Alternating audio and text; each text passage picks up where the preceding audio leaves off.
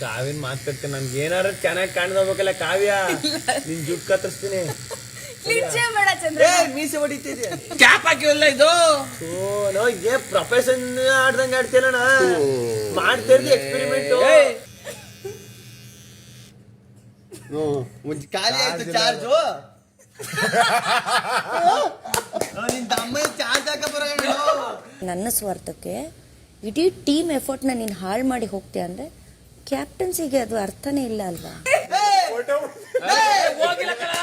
ಇದ್ಯಾಕೆ ಗೊತ್ತಾಗ್ದೆ ಏ ಹೋಗತ್ತಗೆ